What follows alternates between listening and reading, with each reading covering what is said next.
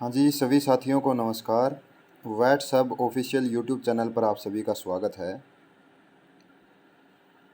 हम अपने चैनल के ऊपर एक नई सीरीज़ की शुरुआत कर रहे हैं, जिसके अंदर हम हर रोज़ाना 25 एमसीक्यू क्वेश्चन करेंगे, मिक्स क्वेश्चन हर एक सब्जेक्ट से। अगर ये सीरीज़ आपको पसंद आए तो हम इसको कंटिन्यू रखें, नहीं तो हम हमारा थ्योरेटिकल पोर्शन को ही कवर अप करेंगे। इसके अंदर हम पहला क्वेश्चन करने वाले हैं कि which of following is not covered under live stock, कि पशुधन के अंदर हम किसको कवर नहीं करते, कौन सी ऐसी स्पीसीज होगी जिसको हम पशुधन के अंदर कवर नहीं करते। पशुधन का मतलब क्या है कि हम ऐसे एनिमल्स को पाल रहे हैं जिनसे हमें क्या मिल रही है, आमदनी हो रही है, हमें आय मिल रही है, उनसे हमें मुनाफा मिल रहा है। सीधे तौर पर जैसे कि डॉग्स और कैट है, इनसे हमें सीधे तौर पर, ये एनिमल्स तो है लेकिन हमें इनसे सीधे तौर पर क्या होती है, आमदनी नहीं मिलती, कोई आय प्राप्त नहीं होती। इसके अंदर जो हमारा आंसर होगा वो होगा पोल्ट्री। पोल्ट्री क्यों होगा? क्योंकि हम लाइव स्टॉक के अंदर किसको कवर कर रहे हैं, ऐसे पशुओं को कवर कर रहे हैं, लेकिन पोल्ट्री क्या होती है, पक्षी होते हैं। तो हमारा ये आंसर हो जाता है, इस क्वेश्चन का हमारा आंसर क्या हो जाता है, पक्षी हो जाता है। नेक्स्ट क्वेश्चन आता है, वन हम्प्ड कैमल को क्या बोला जाता है? एक कुबड़ वाले ऊँट को क्या बोला जाएगा? एक ऊँट वाले कुबड़ को बोला जाएगा ड्रोमोडेरी। क्या बोला जाएगा? ड्रोमोडेरी। और इसी को बोला जाता है अरबियन कैमल। क्या बोला जाता है? अरबियन कैमल भी बोला जाता है। अरबियन कैमल किसको बोला जाता है? ड्रोमेडेरी को, जिसको एक कुबड़ वाला ऊँट भी बोला जाता है। और जो बैक्टीरियन कैमल होते हैं ये मिलते हैं कहाँ पर? लद्दाख रीजन के अंदर। कहाँ पर? लद्दाख रीजन के अंदर। और ये दो कुबड़ वाले ऊँट होते हैं। क्या होते हैं? दो कुबड़ वाले ऊँट होते हैं। तो इसका आंसर आ गया हमारा ड्रोमेडेरी, जिसको अरेबियन कैमल भी बोला जाता है। और ऐसी कौन सी बीमारी थी जिसके अंदर जो कैमल है उसका जो हम्प होगा, कुबड़ होगा, वो क्या हो जाता है, धीरे धीरे ख़त्म होने लगता है? वो था हमारा टिबरसा बोला जाता है, जिसको ट्रिपैनोसोमा घोड़ ऊँट के अंदर जो 3 साल तक चलती है, टिबरसा, जिसके अंदर लगातार ग्लूकोज की कमी होती रहती है कैमल के अंदर। नेक्स्ट आता है हमारा, in cow the structure present between two horns is known as, कि काऊ के अंदर सर के ऊपर जैसे दो हॉर्न होते हैं, हॉर्न के बीच के अंदर एक स्ट्रक्चर देखने को मिलती है, उसको क्या बोला जाता है? देखिए पहला ऑप्शन है ड्यूलैप। ड्यूलैप का मतलब क्या होगा? गर्दन के नीचे जो लूज स्किन होती है, एक खाल लटकी हुई होती है, उसको क्या बोला जाता है? ड्यूलैप बोला जाता है। और ड्यूलैप सबसे ज़्यादा किसके अंदर डेवलप होता है? साहिवाल नस्ल के अंदर। साहिवाल नस्ल के अंदर। और साहिवाल नस्ल का दूध, देसी अगर ब्रीड की बात करें, देसी ब्रीड्स के अंदर साहिवाल दूध का नस्ल सबसे क्या होता है? मीठा होता है। सबसे मीठा किसका दूध होता है? साहिवाल नस्ल का होता है। कहाँ पर मिलती है? मोंटगोमरी, पाकिस्तान के अंदर देखने को मिलती है। और सबसे जो ज़्यादा लैक्टेशन यील्ड होता है ये भी किसका होगा? ये भी किसका होता है? साहिवाल का। लेकिन जो सबसे ज़्यादा लैक्टेशन टेन्योर होता है वो होता है गिर नस्ल का। किसका? गिर नस्ल का। नेक्स्ट हम पढ़ते हैं ब्रिस्केट। ब्रिस्केट कौन सा रीजन होगा? जो पशु की आगे वाली दो टांगें होती है, इन दोनों टांगों के बीच का जो रीजन होता है उसको क्या बोला जाता है? ब्रिस्केट रीजन बोला जाता है। अगर कोई पशु कोई भी लोहे की नुकीली चीज़ आदि निगल लेता है तो उसके बाद ब्रिस्केट के अंदर स्वेलिंग देखने को मिलती है, जिसको क्या बोला जाता है? ब्रिस्केट अडीमा बोला जाता है। टीआरपी के केस के अंदर यह एक साइन होता है जिससे हम पहचान कर सकते हैं कि पशु ने कोई नुकीली चीज़ निगल ली है। नेक्स्ट आता है पोल। पोल क्या होगा? जैसे ये पशु का सर है, उसके दोनों सींगों के बीच में एक उभरी हुई स्ट्रक्चर होती है, जिसको क्या बोला जाता है? पोल बोला जाता है। और पोल वेल डेवलप होता है किसके अंदर? हरियाणा के अंदर। हरियाणा जो काऊ होती है उसके अंदर दोनों सींगों के बीच में एक स्ट्रक्चर देखने को मिलती है, जिसको बोला जाता है पोल। और हरियाणा क्या होती है? बेस्ट ड्यूल पर्पज ब्रीड होती है। बेस्ट ड्यूल पर्पज ब्रीड कौन सी होती है? हरियाणा होती है। फ्लैंक कौन सा होगा? फ्लैंक होगा लेफ्ट साइड के अंदर जो ट्रायंगुलर एरिया होता है उसको क्या बोला जाता है? फ्लैंक बोला जाता है, जहाँ से हम रूमन मोटिलिटी को क्या करते हैं? मोटिलिटी को फाइंड आउट करते हैं, जो कि 2 मिनट के अंदर कितने साइकिल होते हैं? 3 साइकिल होंगे। अगर हेल्दी एनिमल है तो 2 मिनट के अंदर 3 साइकिल रूमन मोटिलिटी के देखने को मिलते हैं। अगर पशु बैठा हुआ है और उसका सर फ्लैंक की तरफ है, अगर पशु बीमार हो और उसका जो सर है वो फ्लैंक की तरफ है, तो वह केस होगा मिल्क फीवर का। और घोड़े के अंदर अगर पशु फ्लैंक की तरफ देखता है तो वो केस होता है किसका? कोलिक का। कोलिक पेन का केस होता है। कोलिक पेन का केस होगा। From which part of stomach rumination start, मतलब कि जुगाली की जो प्रोसेस होती है वो कहाँ से स्टार्ट होती है? सबसे पहले देखिए ऑप्शन के अंदर है रूमन। रूमन को क्या बोला जाता है? रूमन क्या होता है? क्लब्ड शेप्ड का होता है। क्लब्ड शेप्ड का होता है। और जो इसकी जो इंटरनल लाइनिंग होती है उसके ऊपर पैपिला देखने को मिलते हैं, जिसके कारण इसको क्या बोला जाता है, इसकी शेप को टर्किश टावल भी बोला जाता है, टर्किश टावल भी बोला जाता है। रोमन 8 जो रिब्स है उससे हमने पढ़ा था, आर को हम किसकी तरह लिखते हैं, 8 की तरह लिखते हैं। तो 8 से लेकर पेल्विस कैविटी तक किस क्या देखने को मिलता है, रोमन देखने को मिलता है। और सबसे पहले फूड स्टोर कहाँ पर होता है, रोमन के अंदर होता है और लेफ्ट साइड के अंदर देखने को मिलता है। सेकंड ऑप्शन है रेटिकुलम। रेटिकुलम को हमने हार्डवेयर भी बोला था, क्या बोला था, हार्डवेयर भी। इसकी शेप हमने बताई थी फायरी फॉर्म, या फिर हमने बताया था कि पियर फॉर्म, मटके की तरह की इसकी शेप होती है। इसके अंदर क्या है, हनी कॉम जैसी स्ट्रक्चर हमने बताई थी। एबोमेजम को हमने ट्रू स्टोमक बताया, और एबोमेजम के बारे में बताया कि यह एक ग्लैंडुलर स्टोमक होगा, जिसको ट्रू स्टोमक भी बोला जाता है। क्या बोला जाता है, ट्रू स्टोमक भी बोला जाता है। इसके बाद ओमेजम, ओमेजम को हमने मैनिप्लाइज बताया था कि इसको मैनिप्लाइज कहते हैं। और ओमेजम कैमल के अंदर क्या होता है, एब्सेंट होता है, इसी कारण कैमल को सूडो रूमिनेंट भी बोला जाता है। अब क्वेश्चन के ऊपर आते हैं। क्वेश्चन के अंदर पूछा गया कि जो स्टोमक का कौन सा पार्ट है जहाँ से रूमिनेशन स्टार्ट होता है। जैसे हमने पशु ने खाना निगला, खाना पशु किस रूप में निकलता है, बोलस के रूप में पशु खाना निगलता है। निगलने के बाद फेरिंक्स, जो कि फेरिंक्स क्या होता है, कॉमन पासेज होता है फेरिंक्स रेस्पिरेटरी सिस्टम और डाइजेस्टिव सिस्टम के। तो फेरिंक्स से यह कहाँ पर चला जाता है, ईसोफेगस के अंदर चला जाता है। फेरिंक्स के बाद एक पार्ट आता है लैरिंक्स, और वहाँ पर एपिग्लोटिस होता है। एपिग्लोटिस जब पशु खाना खाता है तो किसको, लैरिंक्स को, या फिर हम कह सकते हैं कि ट्रैकिया को क्या कर लेता है, ढक लेता है, और खाना सीधा ईसोफेगस के अंदर आ जाता है, और ईसोफेगस में कोई भी डाइजेशन की प्रोसेस नहीं होती। ईसोफेगस के अंदर पेरिस्टाल्टिक मूवमेंट के कारण जो खाना है वो बोलस के रूप में कहाँ पर आता है, सीधा का सीधा रूमन के अंदर आता है। कहाँ पर आता है, रूमन के अंदर आ जाता है।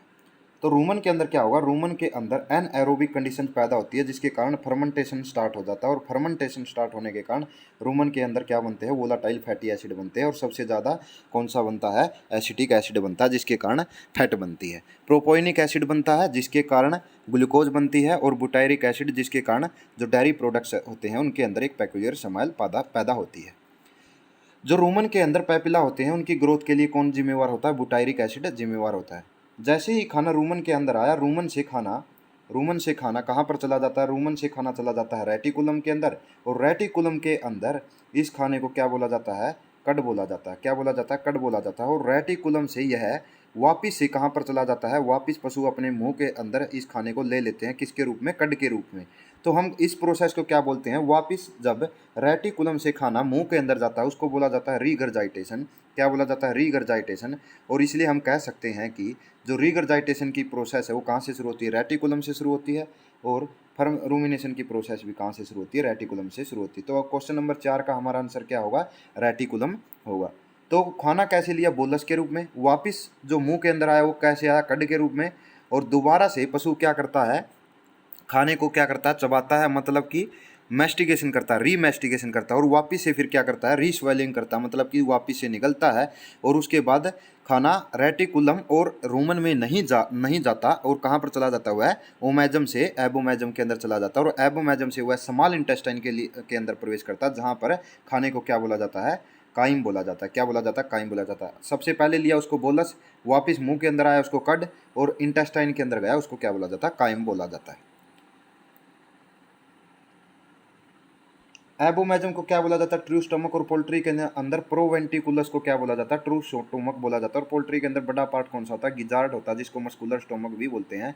जब पोल्ट्री के अंदर कंकड़ पत्थर चले जाते हैं उसको ग्राइंड करने का काम कौन करता है, गिजार्ड करता है। नेक्स्ट क्वेश्चन आता है हमारा, act of parturition in cow sow के अंदर, मतलब सूर्य के अंदर जो प्रसव की क्रिया है उसको क्या कहा जाता है। पहला ऑप्शन आता है हमारा टपिंग।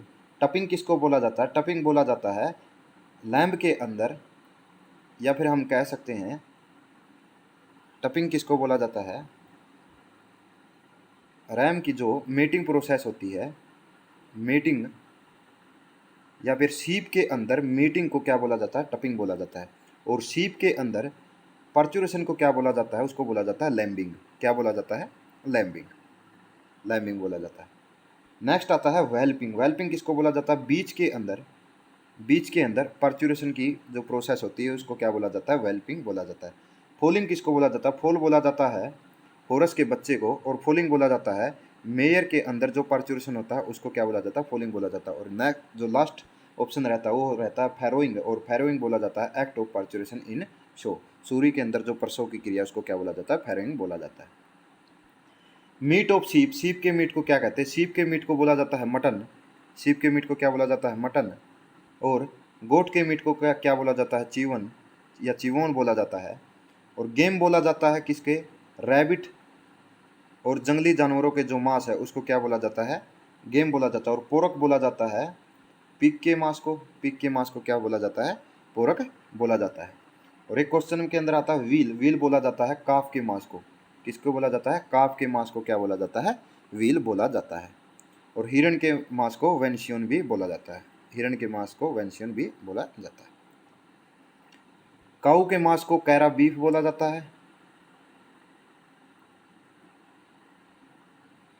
बीफ या कैरा बीफ। काऊ और बफ के मांस को बीफ या कैरा बीफ बोला जाता है। बफ के मांस को एक अलग नाम भी दिया जाता है जिसको क्या बोला जाता है, बफन, बफन भी बोला जाता है। और हमें जो विदेशी मुद्रा सबसे ज़्यादा मिलती है वो कहाँ से मिलती है, वो मांस के एक्सपोर्टेशन से ही मिलती है। ग्रुप ऑफ स्वाइन, मान लीजिए एक सुअर का झुंड खड़ा हुआ, एक ग्रुप ऑफ स्वाइन्स है कहीं पर, उसके झुंड को क्या बोला जाता है, सुअर के झुंड को क्या बोला जाता है, पैक बोला जाएगा, ड्रो बोला जाएगा, टोला या फिर फ्लोक, क्या बोला जाता है, इसका क्या आंसर आएगा। अब देखिए हम पहले जो ऑप्शन है उसकी बात करते हैं। पहले ऑप्शन के अंदर लिखा हुआ है पैक, पैक बोला जाता है होर्सिज के ग्रुप को, होर्सिज के ग्रुप को क्या बोला जाता है, पैक बोला जाता है। टोला बोला जाता है कैमल के ग्रुप को, कैमल के ग्रुप को क्या बोला जाता है, टोला बोला जाता है। और फ्लोक किसको बोला जाता है, फ्लोक बोला जाता है पोल्ट्री के ग्रुप को, पोल्ट्री के ग्रुप को और शीप के ग्रुप को क्या बोला जाता है, टोला बोला जाता है, ओ सॉरी फ्लोक बोला जाता है। एक आता है हमारा ट्रिप और बैंड, ट्रिप और बैंड, ट्रिप और बैंड बोला जाता है गोट के ग्रुप को, ट्रिप और बैंड बोला जाता है। और हर्ड बोला जाता है किसके, काऊ और बक को। ऑप्शन रहता है ड्रो, ड्रो किसको बोला जाता है, स्वाइन के जो ग्रुप ऑफ एनिमल्स होते हैं उसको क्या बोला जाता है, ड्रो बोला जाता है। One time removal of wool from sheep, sheep के अंदर क्या बोला जाता है, उसको फ्लीस बोला जाता है। एक बार में जो उतारी गई जो ऊन होती है शीप से उसको क्या बोला जाता है, फ्लीस बोला जाता है। पेल्ट किसको बोला जाता है, जब लैम्प पैदा होता है, पैदा होने के बाद उसको क्या किया जाता है, गर्म पानी में डालकर उसकी ऊपर वाली जो स्किन होती है उसको उतार लिया जाता है, जिसको क्या बोला जाता है, पेल्ट बोला जाता है। और सबसे अच्छी क्वालिटी का पेल्ट किससे मिलता है, कराकुल, जो शीप की ब्रीड होती है उससे मिलता है, कराकुल से। नेक्स्ट क्वेश्चन आता है to protect from blindness which technique is done in sheep, sheep के अंदर अंधेपन को रोकने के लिए कौन सी टेक्निक यूज की जाती है। क्लिपिंग का मतलब क्या होता है, क्लिपिंग का मतलब होता है जो भेड़ होती है उससे बालों को उतारना। और आइंग का मतलब क्या होता है, देखिए ब्लाइंडनेस से बचाना, ब्लाइंडनेस कहाँ पर होती है, आइज के अंदर होगी, तो आइज के लिए क्या किया जाता है, आइंग किया जाता है। मतलब कि ये भेड़ की दो आंखें हैं, यहाँ पर चारों तरफ क्या हो जाते हैं, बाल आ जाते हैं, तो इन बालों को हटाने के लिए क्या किया जाता है, आइंग की जाती है। और इनको अंधेपन से बचाया जाता है आइंग के द्वारा, इन बालों को हटाना, आंखों के चारों तरफ से बालों को हटाना। रिंगिंग किसको बोला जाता है, रिंगिंग बोला जाता है जब रैम के अंदर जो पेनिस के चारों तरफ से, पेनिस के चारों तरफ से हम बालों को हटाते हैं ताकि मेटिंग के लिए, या फिर इसके अंदर बोला जाता है टपिंग, टपिंग में क्या हो, आसानी हो, उसको क्या बोला जाता है, रिंगिंग बोला जाता है। टैगिंग बोला जाता है, एक तो टैगिंग होती है जब हम आइडेंटिफिकेशन के लिए इस मेथड का यूज करते हैं, आइडेंटिफिकेशन के लिए एक फीमेल पार्ट होगा एक मेल पार्ट होगा और पशु के जो ईयर्स होते हैं वहाँ टैगिंग मशीन की सहायता से टैग लगा दिया जाता है आइडेंटिफिकेशन। दूसरा टैगिंग होता है जो ईव होती है, ईव के पीछे जो टांगों से ऊन को हटाना उसको बोला जाता है टैगिंग, ताकि क्या हो, मेटिंग के अंदर आसानी हो, उसको बोला जाता है टैगिंग। नेक्स्ट आता है हमारा कोप्रोफेजिया, कोप्रोफेजिया का मतलब क्या होता है, जब कोई भी एनिमल्स है वो अपना जो एक्सक्रेटा होता है जो या फिर फीकल मटेरियल होता है उसको खुद दोबारा से क्या कंज्यूम कर ले, उसको क्या बोला जाता है, coprophagia. In rabbit at the age of, कब स्टार्ट होती है रैबिट के अंदर, रैबिट के अंदर यह स्टार्ट होती है 3 वीक से, क्या होता है 3 वीक से। जो रैबिट होता है, एक कोप्रोफेजिया होता है, एक कैनाबेनिज्म भी होता है। कैनाबेनिज्म का मतलब होता है कि अपनी ही स्पीसीज के जो भी बर्ड्स है या फिर एनिमल्स है उनको खा जाना, उसको कैनाबेनिज्म भी बोलते हैं, जो कि सोडियम आयंस वगैरह की कमी से होता है।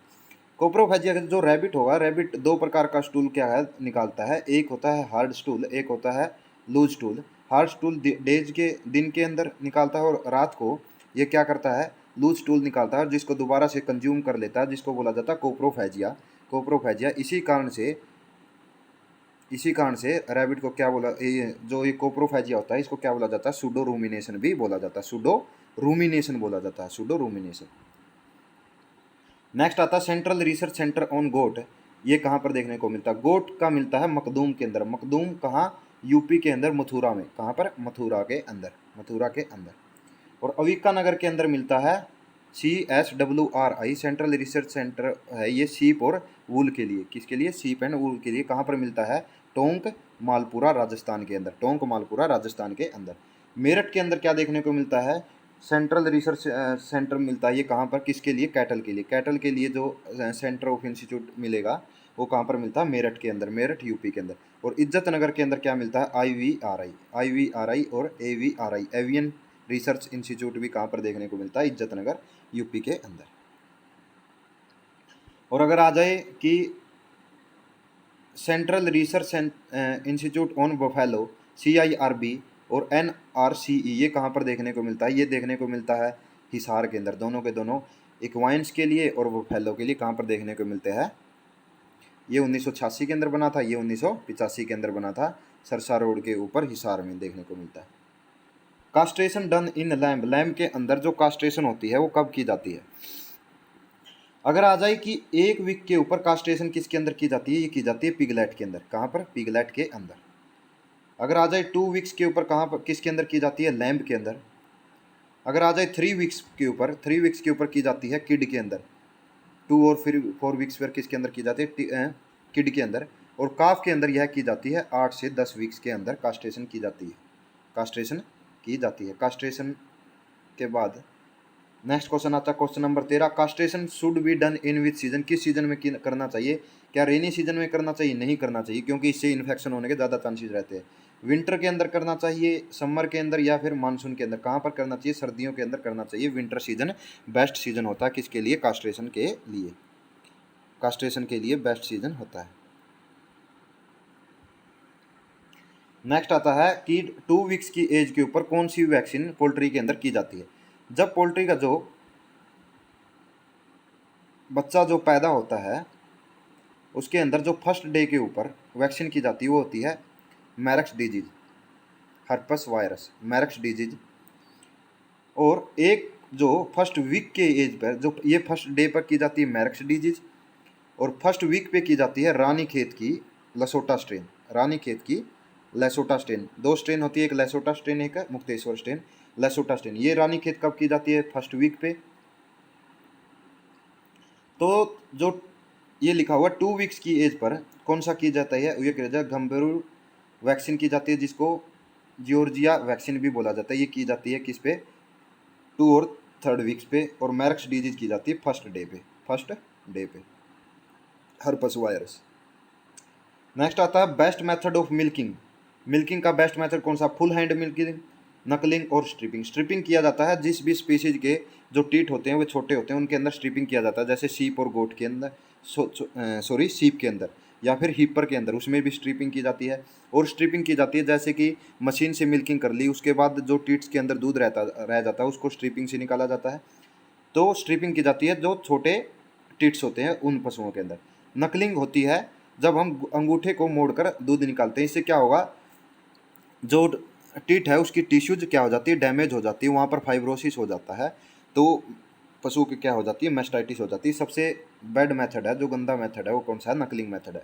सबसे बेस्ट मेथड होता है वो होता है फुल हैंड मिल्किंग या फिर फिस्टिंग मेथड। फिस्टिंग मेथड ये क्या होता है? सबसे बेस्ट मेथड होता है fisting method. Milking interval should be for best milking production, मतलब कि दूध जो हम निकालते हैं उन दोनों, सुबह निकालते हैं शाम को निकालते हैं, उनके बीच में बेस्ट इंटरवल कितना होता है? टाइम का कितना होना चाहिए? वो होना चाहिए 12 घंटे का। सुबह दूध निकाला तो फिर उसी समय शाम को दूध निकाल लेना चाहिए। और दूध निकालने में कितना समय लगना चाहिए? 5 से 7 मिनट का ही समय लगना चाहिए। और पशु के लेफ्ट साइड में बैठकर दूध निकाला जाता है। पशु को दूध निकालने के बाद पशु को कम से कम आधे घंटे तक बैठने नहीं देना चाहिए, क्योंकि उसे क्या हो जाता है? उसे जो पशु होगा उसकी जो टीट पोर्स होते हैं खुले होते हैं, उनके थ्रू बैक्टीरिया अंदर चला जाता है। नेक्स्ट आता है 17 question. Hormone responsible for milk production and secretion, कौन सा हार्मोन रिस्पॉन्सिबल होता है? जैसे ऑक्सीटोसिन है, ऑक्सीटोसिन को बोलते हैं milk let down hormone, milk let down hormone, milk let down hormone. Prolactin को बोला जाता है, प्रोलैक्टिन को बोला जाता है hormone responsible for milk production and secretion. इसका आंसर आ गया option number B, prolactin. Prolactin किसके लिए रिस्पॉन्सिबल होता है? मिल्क प्रोडक्शन एंड सेक्रेशन के लिए। एपिनेफ्रिन क्या होता है? Milk holding. जब पशु डर जाता है तो उसके अंदर पशु दूध को क्या कर लेता है? होल्ड कर लेता है, क्योंकि उसके अंदर एक हार्मोन रिलीज हो जाता है जिसको एपिनेफ्रिन बोला जाता है, मिल्क होल्डिंग भी बोला जाता है। एडीएच एंटी डायूरेटिक हार्मोन, जब इसकी कमी हो जाती है तो क्या हो जाता है? पोलीयूरिया हो जाता है। पशु को क्या हो जाता है? पोलीयूरिया, मतलब पेशाब का ज़्यादा निकलना। हमें बताना है कि इनमें से कोलेस्ट्रॉम फीडिंग के लिए फॉल्स टर्म कौन सी है? Vitamin A is more as normal milk, बिल्कुल सही है, विटामिन ए बहुत ज़्यादा होता है कोलेस्ट्रॉम के अंदर। शुड बी फीड 2 से 2.5 लीटर कोलेस्ट्रॉम पर डे, बिल्कुल इतना ही पिलाना चाहिए, क्योंकि कहा गया कि जो बॉडी वेट का 1/10वां हिस्सा 10% होगा, वो क्या करना चाहिए? पशु को कोलेस्ट्रॉम फीड करना चाहिए। तो मान लीजिए 20 से 25 किलो वजन होता है बच्चा जब पैदा होता है, तो इसका 10% 2 से 2.5 किलो ही हो गया, तो 2 से 2.5 किलो कोलेस्ट्रॉम फीड करना चाहिए। एक्टिव इम्यूनिटी और should be feed with in, बिल्कुल जन्म के माना जाता है कि 15 से 30 मिनट के अंदर कोलेस्ट्रॉम फीड कर देना चाहिए, लेकिन यहाँ पर लिखा हो कि 2 आवर्स, बिल्कुल ये भी सही है कि 2 घंटे के अंदर अंदर उसको कोलेस्ट्रॉम पिला देना चाहिए। एक्टिव इम्यूनिटी ये गलत है, एक्टिव इम्यूनिटी मिलती है हमें वैक्सीनेशन के द्वारा। तो कोलेस्ट्रॉम से हमें कौन सी इम्यूनिटी मिलती है? उससे मिलती है हमें नेचुरल पैसिव इम्यूनिटी। कौन सी? नेचुरल पैसिव इम्यूनिटी मिलती है। Number of teeth canal in each teeth of she camel, camel के अंदर जो एक टीथ होता है उसके अंदर कितनी टीथ कैनाल खुलती है? वो खुलती है 2। कितनी खुलती है? 2, और 2 ही किसके अंदर खुलती है? मेयर के अंदर। Most popular method for finding ageing in, popular method कौन सा? Horn ring. हॉर्न रिंग क्या होगी? मान लीजिए अगर कोई, ये मेथड यूज किया जाता है सबसे ज़्यादा काऊ के अंदर। एक काऊ थी जिसकी काविंग हुई 3 वर्ष की एज पर, तो 3 वर्ष की एज के ऊपर रिंग, जो हॉर्न होते हैं उसके सिंक हॉर्न होते हैं उनके ऊपर एक रिंग क्या हो जाती है? बन जाती है। काऊ के अंदर सबसे ज़्यादा यूज किया जाता है हॉर्न रिंग वाला मेथड। मान लेते हैं कि 3 साल की उम्र पे फर्स्ट काविंग हुई, तो हॉर्न के ऊपर फर्स्ट रिंग आ जाता है। इसके लिए जो मेथड यूज किया जाता है वो होता है n+2। n+2 का मतलब क्या है? n की जगह है नंबर ऑफ रिंग। मान लीजिए एक रिंग है तो 1+2 मतलब कि 3 साल, तो उम्र कितनी होगी? 3 साल। अगर आपको हॉर्न के ऊपर 2 रिंग मिले तो 2+2 ये हो गए 4 साल, उम्र हो गई 4 साल। लेकिन यह मेथड उन पशुओं के लिए ही कारगर सिद्ध होता है जो प्रति वर्ष या फिर हर साल हमें क्या दे? एक काफ दे।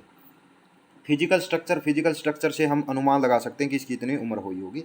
रिकॉर्ड ये किसी आपके हार्ड तक ही सीमित है, आपका जो ऑफिस है डायरी के अंदर, वहीं पर आपके पास रिकॉर्ड है कि इसकी इतनी उम्र हो चुकी है। डेंटल फार्मूला इसका आंसर होगा सही। डेंटल फार्मूला से हम, डेंटल फार्मूला के अंदर भी जो आगे वाले इंसाइजर टीथ होते हैं उनसे हम पता लगाते हैं कि जो पशु है उसकी एज कितनी हो गई है, इंसाइजर टीथ से।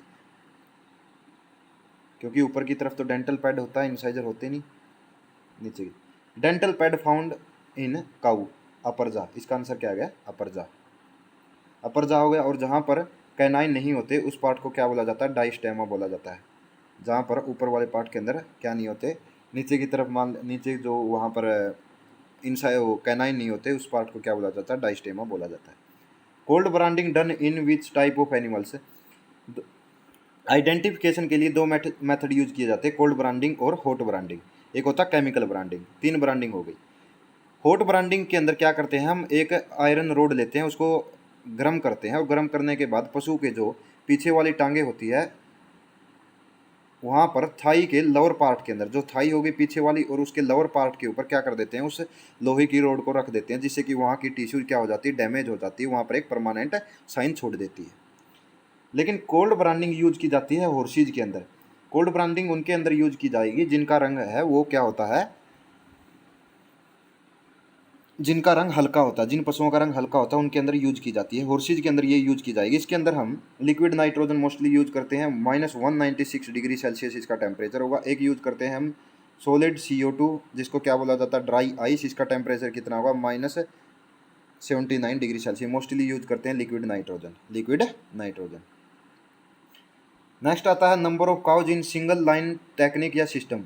जो सिंगल लाइन होगा, मान लीजिए ये आपके क्या ट्रफ है, इसके एक साइड ही अगर हमने पशुओं को बांधना है तो उसको बोला जाता है single line system. Single line system के अंदर पशु कितने होने चाहिए? लेस देन 10 से कम काउज होनी चाहिए। अगर 10 से ज़्यादा है तो हम यूज लेते हैं डबल रो सिस्टम। 10 से ज़्यादा, ये बीच के अंदर हम यहाँ पर क्या करते हैं? फीडिंग करते हैं। कोई भी हर्ड है उसके अंदर बुल कितने होना चाहिए, एक होना चाहिए। और हर्ड बुल को क्या बोला जाता है, 50% ऑफ हर्ड बोला जाता है। 50% ऑफ हर्ड किसको बोला जाता है, बुल को बोला जाता है। काफ कितने होने चाहिए, 30 काफ होने चाहिए। और काऊ और बफ वो कितनी होनी चाहिए, 50 होनी चाहिए, 50 होनी चाहिए। Total number of cow breed बतानी है कितनी होती है। जो अब तक उपलब्ध डाटा है उसके अनुसार अगर हम बात करें कि NBAGR national bureau of animal genetic research, जिसकी स्थापना 1985 के अंदर हुई थी और 1995 के अंदर इसका नाम क्या रख दिया गया था, NBAGR हो गया था, पहले NBGR होता था। सेंटर कहाँ पर है इसका, करनाल के अंदर। कहाँ पर है, करनाल के अंदर। शिफ्टिंग हुई थी 1985 के अंदर, 1984 के अंदर वहाँ पर बना था ये। अब ये क्या करता है, रजिस्टर्ड ब्रीड, जो भी ब्रीड्स होती हैं उनको रजिस्टर करने का काम किसका होता है, NBAGR का। तो पहले देखते हैं हम 34 ब्रीड्स किसकी होती है। 34 ब्रीड्स है गोट्स की। एक्चुअल जो आंकड़ा होगा वो एग्जाम से पहले हम करवाने की कोशिश करेंगे वहाँ पर NBAGR की साइट से देखकर। गोट्स की 44 होती है सीप की, किसकी 44 है सीप की। 19 है बफेलो की और पोल्ट्री की, बफेलो और पोल्ट्री की। और 50 है काऊ की। क्वेश्चन के अंदर पूछा था काऊ की कितनी है, काऊ की है 50। हॉर्सेज की कितनी है, हॉर्सेज की है 7। स्वाइन की कितनी है, स्वाइन की है 10। और कैमल की कितनी है, कैमल की है 9। कैमल की कितनी है 9। ये टोटल ब्रीड्स आज तक माना गया कि इतनी मिली हुई है। तो ये हमारे हुए 25 क्वेश्चन। अगर आपको ये सीरीज़ अच्छी लग रही है तो हम इसको कंटिन्यू करेंगे। आशा करता हूँ सभी को ये सेशन पसंद आया होगा। धन्यवाद।